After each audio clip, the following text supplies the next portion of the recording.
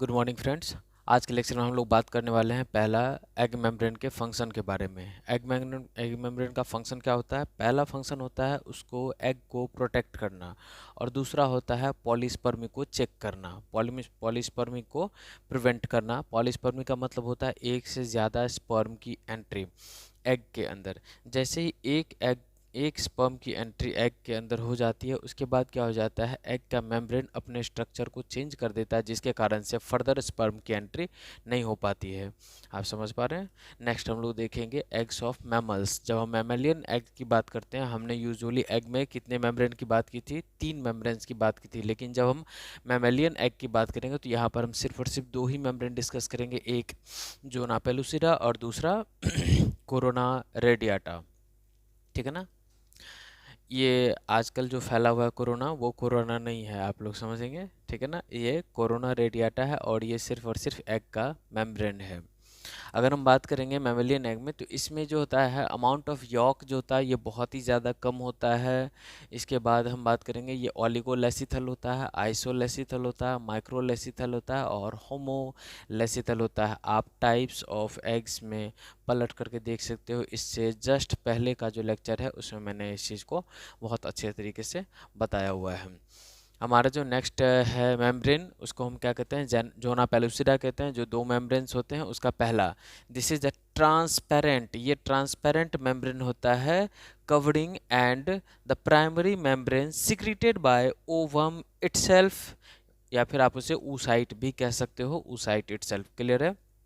ये पहला मेम्ब्रेन है और ये जो होता है ये ट्रांसपेरेंट होता है। अब जो दूसरा मेम्ब्रेन बनेगा, मैं अगर आपसे पिछले लेक्चर को रिकॉल करेंगे तो आप इस बात को ध्यान से समझ सकते हो कि जो पहला मेम्ब्रेन होता है वो अंदर होता है, दूसरा मेम्ब्रेन इसके बाहर बनेगा, इसके अंदर से सिक्रीट होकर के बाहर इसके ऊपर जाकर के डिपोजिशन होगा, या फिर अगर वो बाहर की तरफ के स्ट्रक्चर से बनाया गया है तो वो उसके ऊपर से बाहर से कवर अप कर देगा उसको। ठीक है ना? जैसे कि पहला हमने क्या देखा कि ये ओवम के द्वारा खुद बनाया गया है, तो खुद बनाया गया तो ये इसके जस्ट ऊपर है।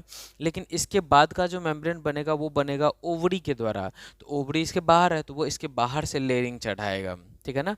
तो सेकेंड मेम्ब्रेन जो है वो कहाँ बनेगा? वो प्राइमरी मेम्ब्रेन के बाहर बनेगा। आप इस बात को ध्यान रखेंगे। तो दूसरा मेम्ब्रेन क्या है? Corona radiata. This is a layer of follicular cells, ये फॉलिकुलर सेल्स का बना हुआ लेयर होता है, and these cells are attached to the surface of egg through hyaluronic acid. It is secreted by the ovary. मैं एक बार अगर structure बनाने की कोशिश करूं तो इसमें अगर हम देखेंगे ये एक ओवम है, तो इसकी जो बाउंड्री देख पा रहे हैं आप, ये जो मैंने बाउंड्री ड्रॉ किया है, ये बाउंड्री आप समझ सकते हो कि ये बाउंड्री क्या है? ये जोना पेलुसिडा है, ये जोना पेलुसिडा है,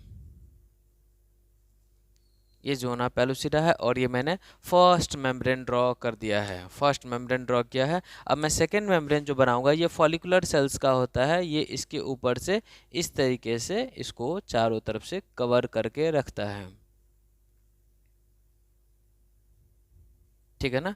ये चारों तरफ से इसको कवर करके रखता है। और ये क्या है? ये जो सेकेंड मेम्ब्रेन मैंने बनाया ये है कोरोना रेडियाटा,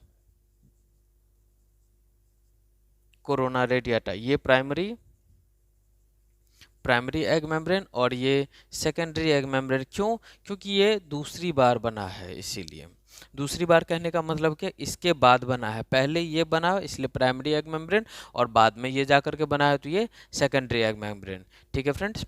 अब हम लोग देखेंगे कि ये दोनों का ध्यान रखेंगे कि दोनों का सिक्रेशन कहाँ से हो रहा है। ये बात आप लोग इंपॉर्टेंट याद रखेंगे। जोना पेलुसिडा कहाँ से सिक्रीट हो रहा है? ये ओवम खुद सिक्रीट कर रहा है जोना पेलुसिडा को, और कोरोना रेडियाटा जो है वो ओवरी के द्वारा सिक्रीट करवाया जा रहा है। अब हम एक बात और करेंगे, ये कोरोना रेडियाटा जो है ये ओवम के ऊपर जाकर के चिपकता कैसे है? किसकी हेल्प से जाकर के चिपकता है? तो ध्यान रखेंगे ये जाकर के चिपकता है किसकी हेल्प से? एक बीच में एक एनिमल सीमेंट, अगर आप लोगों को याद होगा, आप लोगों ने 11th में पढ़ रखा होगा कि एनिमल सीमेंट नाम का कोई चीज़ होता है, और उसे हम लोग क्या कहते हैं? उसे हम लोग कहते हैं हेलोरोनिक एसिड, हेलुरोनिक एसिड। ये लेयर नहीं है, ध्यान रखेंगे, ये मतलब ये मेम्ब्रेन नहीं है, ठीक है ना, ये सिर्फ और सिर्फ एडजॉइनिंग काम करता है, इस दोनों को आपस में अटैच करने का काम करता है, उसका नाम क्या है, हेलुरोनिक एसिड। क्लियर है। नेक्स्ट देखेंगे फॉर्मेशन ऑफ ओवेरियन और Graafian follicle. Formation of ovarian और ग्राफियन फॉलिकल हम लोग बात करेंगे कि ओवेरियन फॉलिकल या फिर ग्राफियन फॉलिकल एक ही बात है। ओवा डेवलप फ्रॉम उगोनिया, हम जानते हैं उगोनिया से डेवलप करता है, और present in the cortex of ovary. Ovary का जो पार्ट है, ओवरी में हर एक ऑर्गन, जो भी जितने सारे भी ऑर्गन हम लोग देखते हैं, हर ऑर्गन का दो पार्ट होता है। एक कोर पार्ट जो होता है वो मेडुला होता है, और उसके बाद जो उसका आउटर पार्ट होता है, मेडुला से कोर पार्ट से बाद बाकी जो पार्ट होता है उसे हम लोग क्या कहते हैं, उसे हम लोग कहते हैं कॉर्टेक्स। जैसे कि एक एग्जांपल के तौर पर अगर मैं आपको बताऊं, ये एक कोई ऑर्गन मैंने बनाया, ये कोई मैंने एक ऑर्गन बनाया, तो इस ऑर्गन का ये जो कोर पार्ट है ये मेडुला होगा, और ये बाहर बाहर का जो पार्ट है ये क्या है, ये इसका कॉर्टेक्स है। चलिए एक और मैं आपको ड्रॉ करके बताता हूँ। जैसे कि आप लोगों ने नाम सुन रखा होगा एड्रिनल ग्लैंड के बारे में। ये कहाँ पर होता है, इसको सुप्रारीनल ग्लैंड भी बोलते हैं, और ये कहाँ पर होता है, किडनी के जस्ट ऊपर होता है, किडनी के जस्ट ऊपर होता है। तो आप ये देखें, यहाँ पर भी मैंने बनाया, तो इसमें जो ये वाला जो पोर्शन है, ये वाला पोर्शन क्या कहलाता है, ये मेडुला पोर्शन करता है, एड्रेनल मेडुला, और ये वाला पोर्शन एड्रिनल कॉर्टेक्स। उसी तरह से अगर हम ओवरी की भी बात करेंगे, तो ओवरी में जो आउटर पार्ट होगा उसे हम लोग क्या कहते हैं, मतलब जो एक्स्ट्रा कोर पार्ट होगा उसे हम लोग क्या कहेंगे, उसे हम लोग कहेंगे कॉर्टेक्स ऑफ ओवरी। तो वहां से फॉर्मेशन होता है किसका, ग्राफियन फॉलिकल, या फिर ग्राफियन फॉलिकल का फॉर्मेशन होता है, उस ग्राफियन फॉलिकल से फाइनली ओवा का फॉर्मेशन होता है। नेक्स्ट देखेंगे oogonia are surrounded by other cells that form a stroma for them, जो कि उसके लिए क्या करता है, स्ट्रोमा का फॉर्मेशन करता है। इस सब को हम लोग डायग्रामेटिकली बहुत अच्छे तरीके से देखेंगे।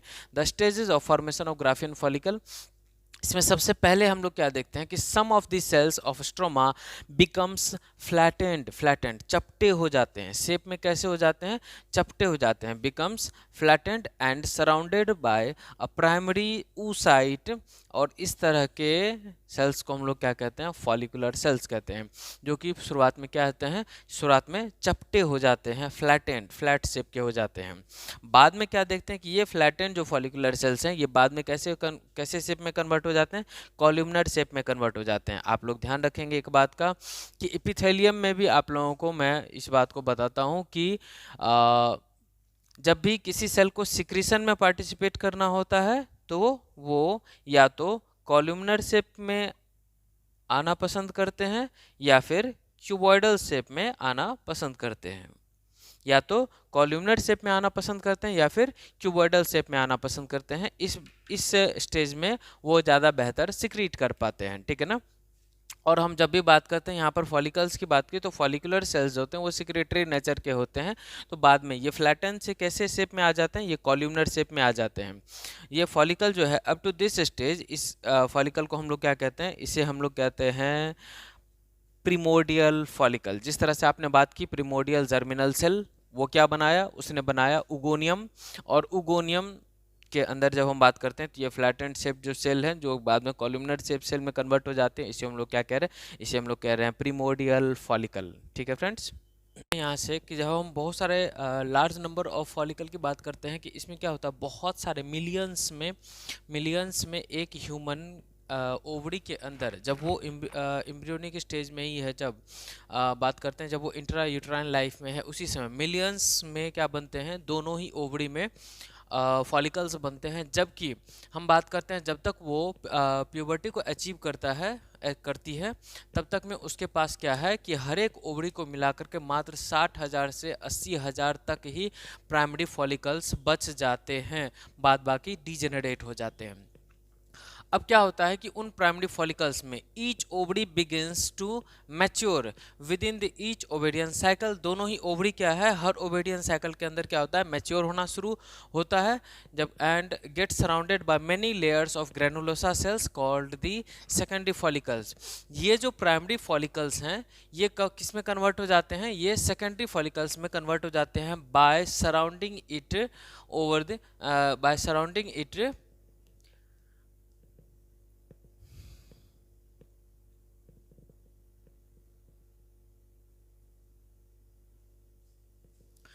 ये जो प्राइमरी फॉलिकल्स हैं ये सेकेंडरी फॉलिकल्स में कन्वर्ट हो जाते हैं। कैसे? ये सेकेंडरी ग्रेनुलोसा सेल्स के बहुत सारे लेयर्स के डिपोजिशन के बाद ये किस में कन्वर्ट हो जाते हैं? ये सेकेंडरी फॉलिकल में कन्वर्ट हो जाते हैं। ये देखिएगा, ये क्या हुआ है, ए से बी में मैच्योर हुआ है। ए में ये प्राइमरी फॉलिकल है, प्राइमरी फॉलिकल अपने आप को ग्रो किया, बी में कन्वर्ट किया, और इसके बाद क्या हुआ है, इस पर ग्रेनुलोसा सेल्स की लेयरिंग हो गई है, जिसके कारण से ये सी में कन्वर्ट हुआ, और सी को हम लोग क्या कहते हैं? सेकेंडरी फॉलिकल कहते हैं। सेकेंडरी फॉलिकल और टर्शियरी फॉलिकल में अंतर क्या है? बहुत ही बेसिक सा डिफरेंस मैं आपको बताऊंगा। यहाँ पर आपको सेकेंडरी फॉलिकल से टर्शियरी फॉलिकल के अंदर क्या होता है कि इसमें एंट्रम शो होना स्टार्ट हो जाता है। सेकेंडरी फॉलिकल से टर्शियरी फॉलिकल में जब कन्वर्ट होता है तो क्या शो होना स्टार्ट होता है? एंट्रम शो होना स्टार्ट होता है, जिसे कि हम क्या कहते हैं? फ्लूइड फिल्ड कैविटी कहते हैं। आप इसमें और इसमें बेसिक डिफरेंस देख सकते हैं कि इन ग्रेनुलोसा सेल्स के लेयरिंग के बीच में इन ग्रेनुलोसा सेल्स के ये ग्रेनुलोसा सेल्स सेपरेट होकर के यहाँ पर चले जाते हैं, और इसके बीच में एक कैविटी बन जाती है, जो कि इस टाइप की कैविटी बनती है, और इस कैविटी को हम लोग क्या कहते हैं? इसे हम लोग कहते हैं एंट्रम। क्या कहते हैं? एंट्रम कहते हैं। और ये एंट्रम क्या होता है? ये फ्लूइड फिल्ड कैविटी होता है इसमें, और इसमें हमसे हम बात करेंगे डी, ई और एफ तीनों ही क्या है? ये तीनों टर्शियरी फॉलिकल है। ये प्राइमरी फॉलिकल, ये प्राइमरी फॉलिकल, ठीक है, ये भी प्राइमरी फॉलिकल, ये सेकेंडरी फॉलिकल, ये टर्शियरी फॉलिकल, ये भी टर्शियरी फॉलिकल, और ये भी टर्शियरी फॉलिकल, ठीक है, ये भी टर्शियरी फॉलिकल है। और ये वाला जो है ये भी टर्शियरी फॉलिकल ही है, लेकिन इस जगह पर इसे हम लोग क्या कहते हैं? इसे हम लोग ग्राफियन फॉलिकल कहते हैं। इसे हम लोग ग्राफियन फॉलिकल कहते हैं, ठीक है। कैरेक्टरिस्टिक होता है क्या टर्शियरी फॉलिकल का? कि उसके पास एक फ्लूइड फिल्ड कैविटी होती है, जिसे कि हम लोग क्या कहते हैं? एंट्रम कहते हैं। आइए देखते हैं। सेकेंडरी फॉलिकल सून ट्रांसफॉर्म्स इनटू टर्शियरी फॉलिकल, बहुत ही जल्दी टर्शियरी फॉलिकल में कन्वर्ट हो जाता है उसके बाद क्या है कि इसमें characterised by a fluid filled cavity, जिसमें कि इसका कैरेक्टरिस्टिक फीचर होता है क्या? कि इसके पास एक फ्लूइड फिल्ड कैविटी होती है, जैसे कि हम लोग क्या कहते हैं? एंट्रम कहते हैं। The primary oocyte with in the tertiary follicle, अभी तक टर्शियरी फॉलिकल के अंदर जो ये आप जो भी देख रहे हैं, इस सब के अंदर अभी भी जो oocyte है वो क्या है? वो प्राइमरी oocyte ही है। With in the oocyte tertiary follicle grows in size and completes it's first meiotic division, अब जाकर के इसका पहला म्यूटिक डिवीजन कंप्लीट होता है। First meiotic division at puberty, and उसके बाद इसमें क्या होता है? एक अनइक्वल डिवीजन होता है। ये हम लोग पहले डायग्रामेटिक व्यू देख करके हम लोग बात कर चुके हैं उसके बारे में, कि वहाँ पर अनइक्वल डिवीजन होता है, और क्या होता है? एक large haploid secondary oocyte produce होता है, और साथ में एक फर्स्ट पोलर बॉडी का फॉर्मेशन होता है, जो कि डिजेनरेट कर जाता है बाद में। अब क्या है कि हम देखते हैं कि ये टर्शियरी फॉलिकल जो है, इसे ही अब हम क्या कहते हैं? ग्राफियन फॉलिकल कहते हैं, जहाँ पर जो कि मैंने वहाँ पर बात करी, या फिर इसे ही मैच्योर फॉलिकल भी कहते हैं। ये आप देख सकते हैं कि डी मैंने लिखा टर्शियरी फॉलिकल, ई और एफ जो है ग्रोइंग टर्शियरी फॉलिकल है, शोइंग एंट्रम, ठीक है ना, बेहतर तरीके से एंट्रम शो कर रहा है। और यहाँ पर ये सबसे लास्ट जी क्या है? ये ग्राफियन फॉलिकल है, या फिर इसे ही हम लोग क्या कहते हैं? मैच्योर फॉलिकल कहते हैं। इसके बाद का स्टेप हम लोग देखते हैं। आइए नेक्स्ट देखते हैं कि हम इसमें कुछ इंपॉर्टेंट पॉइंट्स की बात करेंगे, जो कि मैं यहाँ पर इसमें जितने सारे पॉइंट्स हैं, ये सारे के सारे points exam point of view से बहुत इंपॉर्टेंट होते हैं। जैसे कि सेकेंडरी oocyte के बारे में अगर हम बात करूँगा, तो ये एक नया मेम्ब्रेन फॉर्म करता है, जिसे कि हम लोग क्या कहते हैं? ज़ोना पेलुसिरा कहते हैं। इसे हम लोग पहले देख चुके हैं, बस एक जगह पर मैंने इसे इकट्ठा किया है, ठीक है, जो कि उसे सराउंड करते हैं। इसके बाद हम बात करते हैं, ये एक थिक कोट से बना हुआ होता है, और ये थिक कोट किस चीज़ का होता है? ये कोटिंग होती है किसकी? ग्लाइकोप्रोटीन की कोटिंग होती है, क्लियर है। और ये ग्लाइकोप्रोटीन जो है सिंथेसाइज किया गया, मतलब ये जो ज़ोना पेलुसिरा जो है बनाया गया, ये किसके द्वारा बनाया गया? ये oocyte के द्वारा बनाया गया है। आप लोगों को याद होगा कि पहला लेयर जो बनाता था वो कौन बनाता था? oocyte। दूसरा लेयर कौन बनाता था? खुद ओवरी बनाता था, ठीक है।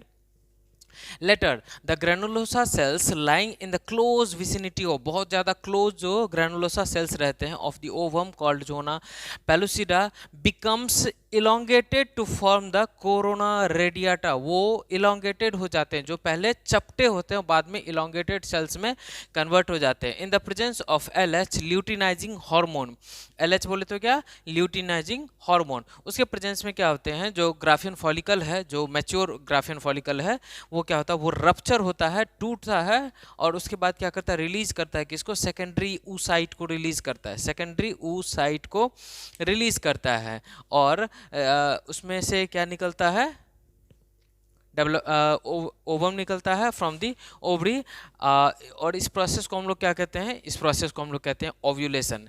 नेक्स्ट देखते हैं, आफ्टर ओव्यूलेशन, ये जो रप्चर्ड ग्राफियन फॉलिकल है, ये जब ओव्यूलेशन हो जाता है, जब ओवम उससे निकल जाता है, तो ये फॉलिकल तो ओवरी के अंदर ही रहता है, ये ग्राफियन फॉलिकल किस में कन्वर्ट हो जाता है, ये ग्राफियन फॉलिकल कन्वर्ट हो जाता है कॉर्पस ल्यूटियम में।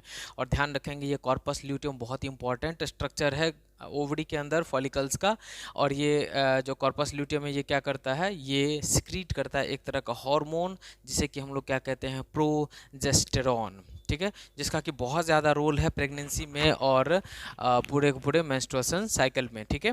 आगे देखते हैं हम लोग, मेंस्ट्रुएशन साइकिल की बात करेंगे, बहुत ज़्यादा इंपॉर्टेंट, और इस पॉइंट से बहुत क्वेश्चंस आते हैं।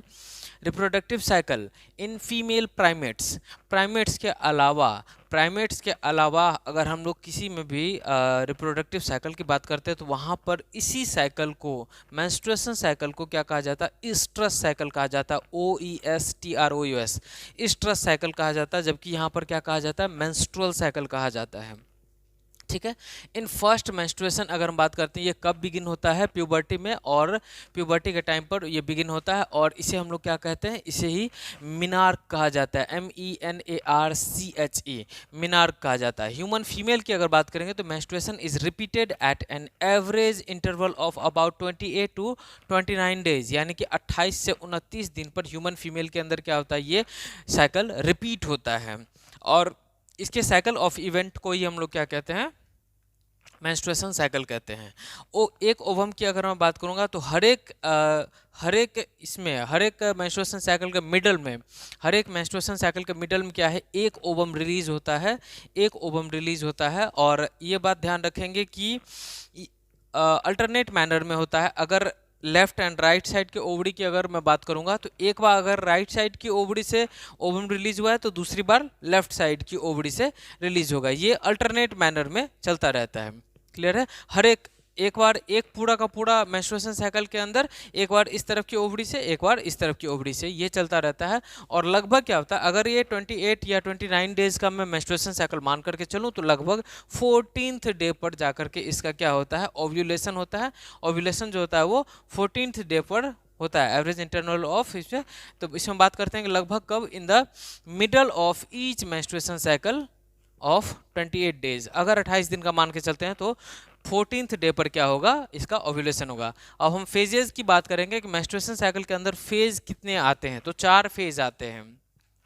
मेंस्ट्रुअल फेज जहां से ये स्टार्ट होता है, यानी कि अगर मैं बात करूंगा ब्लीडिंग की, मेंस्ट्रुएशन के अंदर अगर मैं ब्लीडिंग की बात करूंगा, तो ब्लीडिंग जिस दिन से स्टार्ट होता है उसे हम क्या कहते हैं, मेंस्ट्रुअल फेज कहते हैं। उसके बाद जब ब्लीडिंग बंद हो जाती है, उसके बाद उसके यूट्रस के अंदर के लाइनिंग को वापस भरने की जो प्रक्रिया होती है, उसे हम लोग फॉलिकुलर फेज कहते हैं। जब वो भर करके और एक अच्छा खासा फॉलिकल तैयार हो जाता है, और जब ओवरी से ओव्यूलेशन होता है, ओवरी से ओव्यूलेशन होता है, तो उसे हम लोग क्या कहते हैं, ओव्यूलेशन कहते हैं। और उसके बाद आता है ल्यूटेरल फेज या फिर सिक्रेटरी फेज, ये हम लोग आगे डिस्कस करेंगे पूरा का पूरा डायग्राम बना करके। आइए फ्रेंड्स, हम लोग अब देखते हैं इसमें मेंस्ट्रुएशन साइकिल का हमने एक ये रफ डायग्राम बना लिया है, स्कीमेटिक डायग्राम आप इसे कह सकते हैं। इसमें अलग अलग इवेंट को मैंने दिखाया है। इवेंट जो कि यूट्राइन के अंदर हो रहा है, यानी कि यूट्रस के अंदर हो रहा है, उसमें ये हमने दिखाया है। और ख़ास करके इसमें अगर आप ध्यान देंगे, तो ये जो मैंने लाइनिंग बनाई हुई है, ये जो थिकनिंग बनाई हुई है, ये सारी की सारी किसकी है, एंडोमेट्रियल थिकनिंग है, एंडोमेट्रियल थिकनिंग है। ये जो हमें हार्मोन लेवल देखने के लिए मिल रहा है, ये कहाँ पर देखने को मिल रहा है, ओवेरियन हार्मोन का लेवल देखने के लिए मिल रहा है। ये ओवरी से रिलीज होने वाले हार्मोन का लेवल देखने के लिए मिल रहा है कि किस दिन के ड्यूरेशन में कैसा उसका हार्मोन का लेवल चल रहा है। ये जो हमें सारा का सारा फॉलिकुलर स्ट्रिप दिख रहा है, ये किसके अंदर है, ये ओवरी के अंदर फॉलिकल का इवेंट है कि ये कब किस स्टेज में है। और ये सबसे लास्ट में जो दिख रहा है ये हमें ब्रेन में जो पिट्यूटरी ग्लैंड है, पिट्यूटरी ग्लैंड से होने वाले हार्मोन का सिक्रीशन दिख रहा है। क्लियर है? इसमें अगर आप क्लियरली देख पाएंगे तो आप मैंने इस चार्ट में क्या कर रखा है, यहाँ पर 29 डेज का, या फिर इसे ही मैंने 29th डे को ही मैंने फर्स्ट डे भी कंसिडर किया है, यानी कि 29 डे का एक साइकिल मैंने यहाँ पर ड्रॉ किया है। यानी कि ये फर्स्ट डे यानी कि ये यहाँ से वापस स्टार्ट हो जाएगा, फिर ये इस तरीके से ये एक साइकिल मैंने यहाँ पर ड्रॉ किया है। और इसी एक साइकिल के अंदर मैं सारे के सारे इवेंट आपको समझाने की कोशिश करता हूँ। यहाँ पर हम देखते हैं कि फर्स्ट से लेकर के फिफ्थ लगभग 4 से 5 दिन का मेंस्ट्रुएशन का फेज होता है। तो इस फेज को हम लोग क्या कह रहे हैं, इस फेज को हम लोग कह रहे हैं मेंस्ट्रुएशन फेज। इसमें हमने क्या देख रखा है कि यहाँ पर हम क्या देख रहे हैं कि shedding of the endometrial lining हो रही है। यहाँ पर क्या हो रही है, shedding of the endometrial lining. देख सकते हैं कि आप एंडोमेट्रियल की जो लाइन है, एंडोमेट्रियम की जो लाइन है वो यहाँ पर कितनी कम हो गई है, यहाँ पर इसकी थिकनेस कितनी कम हो गई है, वो बहुत ज़्यादा झर रहा है, उसमें से टूट कर झर रहा है। तो इसमें सिर्फ एंडोमेट्रियल टिश्यू नहीं है, साथ में ब्लड वेसल्स भी हैं, और ये दोनों मिल करके लिक्विड फॉर्म में आ जाते हैं, और इसके बाद जा करके वो वेजाइना के थ्रू वो बह करके बाहर निकलते हैं। और इसी कारण से ये यहाँ पर कैसे नज़र आते हैं, लिक्विड फेज में नज़र आते हैं और ब्लडी नज़र आते हैं। ठीक है, यहाँ पर इसके बाद हम क्या देखते हैं कि इसके बाद जो फेज स्टार्ट होता है उसे हम लोग फॉलिकुलर फेज कहते हैं। फॉलिकुलर फेज में क्या होता है, यहाँ पर तो कुछ दिन तक तो हीलिंग चली, उन सारे टिश्यूज जो कि झड़ रहे थे, वहाँ पर जो ब्लड के वेसल्स जो ओपन थे उन सब की हीलिंग हुई। हीलिंग होने के बाद ब्लीडिंग बंद हो गया। उसके बाद क्या हुआ, उसके बाद प्रोलिफरेशन स्टार्ट हुआ। प्रोलिफरेशन मतलब कि सेल्स का नंबर ग्रो करना शुरू हुआ और एंडोमेट्रियल की थिकनिंग बढ़नी शुरू हुई। ये प्रोलिफरेटिंग स्टेज हो गया ये।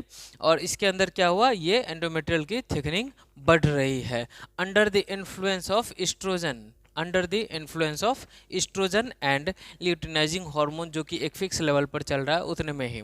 ठीक है, उसके बाद हम बात करते हैं यहाँ पर ल्यूटियल फेज में हम क्या देखते हैं कि ल्यूटिनाइजिंग हार्मोन अचानक से बहुत ही ज़्यादा शार्प कर्व लेता है, अचानक से उसका कॉन्सेंट्रेशन बढ़ता है, एफएसएच का भी कॉन्सेंट्रेशन बढ़ जाता है। ठीक है, और साथ साथ में ईस्ट्रोजन का लेवल भी बहुत ज़्यादा पीक पर होता है। इन तीनों हार्मोन के पीक पर होने के कारण यहाँ पर क्या होता है कि ये जो फॉलिकल आपने देखा, इस फॉलिकल का क्या हो जाता है, रप्चर हो जाता है, और यहाँ पर क्या होता है कि ओवम रिलीज होता है, और इसे ही हम लोग क्या कहते हैं, ओव्यूलेशन कहते हैं। ध्यान रखेंगे कि एलएच के अचानक से इस अटेन किए गए पीक के कारण, और यहाँ पर जब ओव्यूलेशन हुआ, इसके कारण से इस इवेंट को क्या कहा जाता है, एलएच सर्ज कहा जाता है। ध्यान रखेंगे। ये इस ओव्यूलेशन के बाद हम क्या देख रहे हैं, एंडोमेट्रियल लाइनिंग में हम क्या देख रहे हैं, एक शार्प कर्व देखने के लिए मिल रहा है। क्यों? क्योंकि ओव्यूलेशन हुआ है तो इसके फर्टिलाइजेशन होने के चांसेस है। फर्टिलाइजेशन होना है तो एंडोमेट्रियम के थिक होना, एंडोमेट्रियम का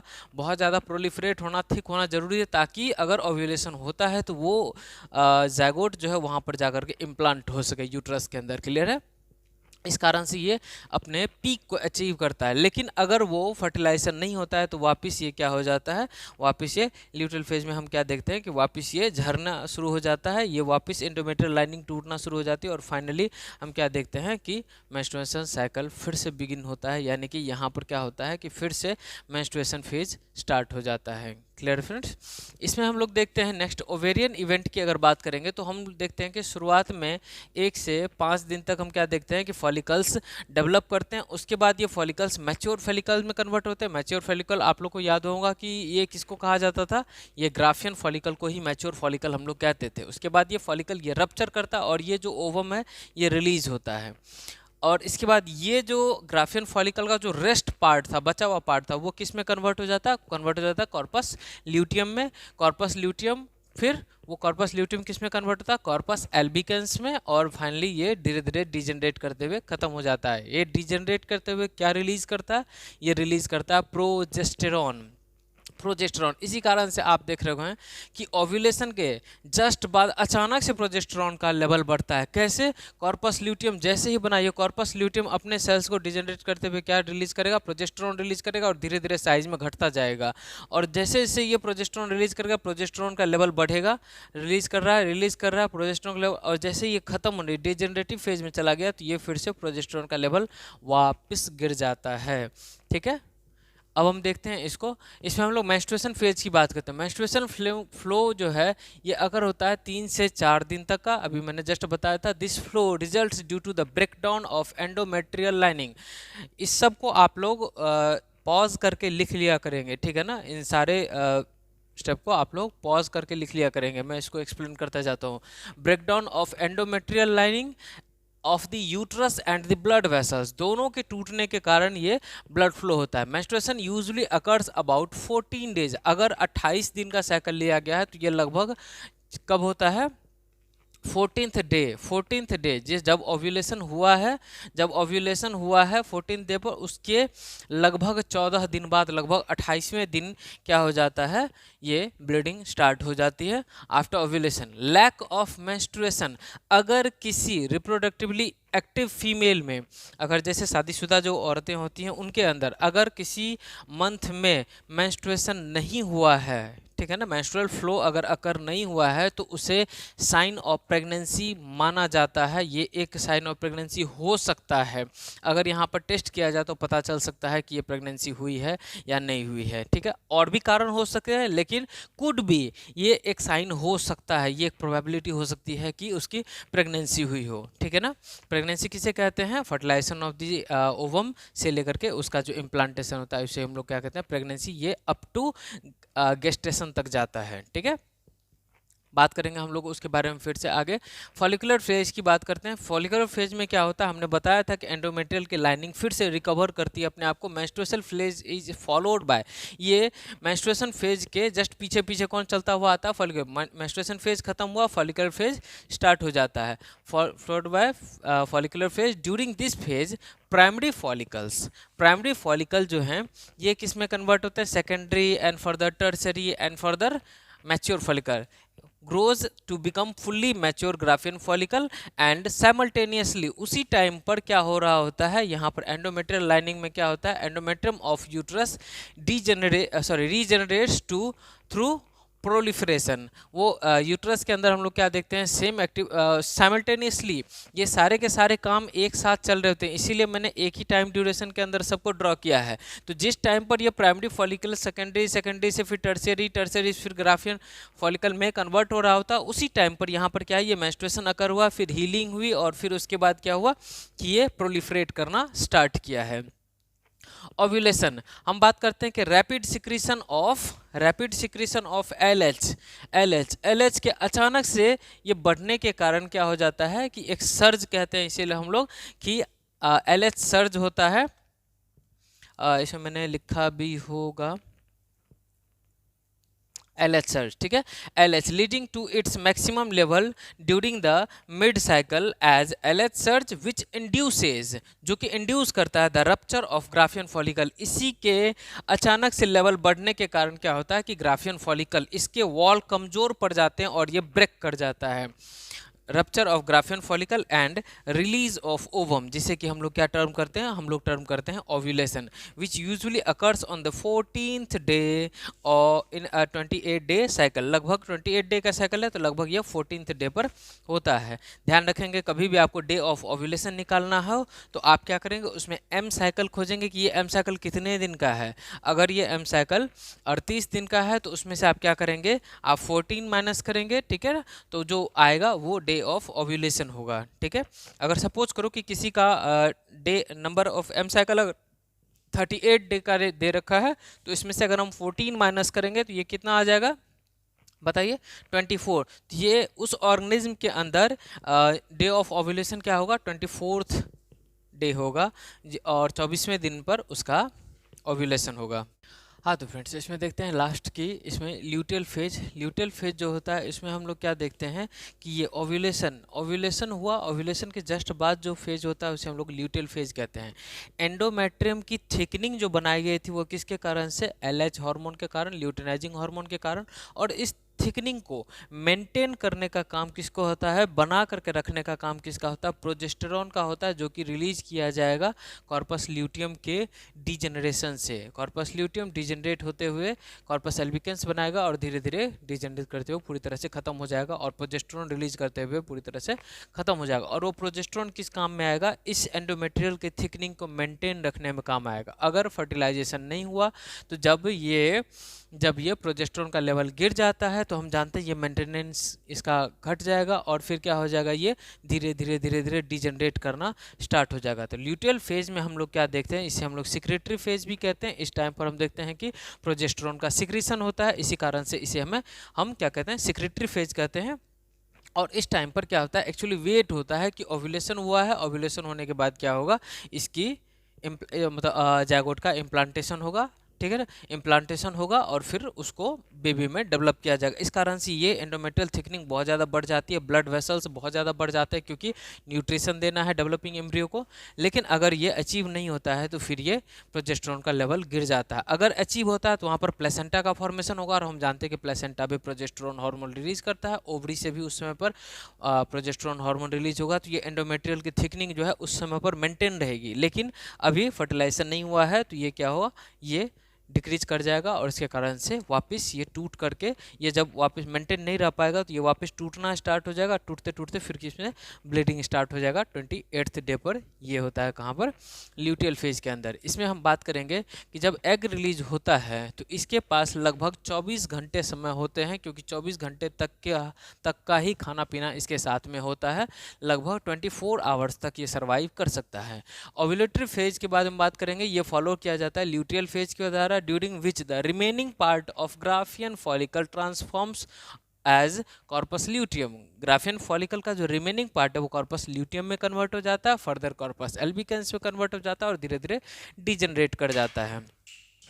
कॉर्पस ल्यूटियम की बात करेंगे तो ये सिक्रीट करता है क्या, large amount of progesterone which is essential for the maintenance of endometrium, which is essential for the maintenance of endometrium, which is thickened by LH, जो कि LH के द्वारा थिक किया गया था।